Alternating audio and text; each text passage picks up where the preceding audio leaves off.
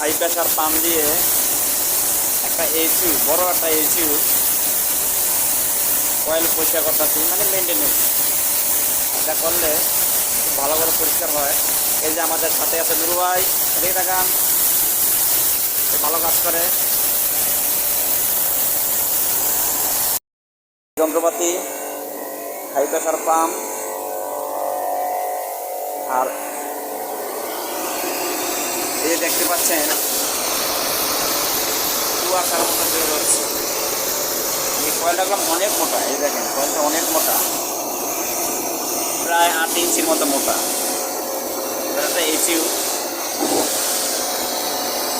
এটা high pressure দিয়ে এভাবে ওয়াশ করলে খুব ভালো ওয়াশ হয়।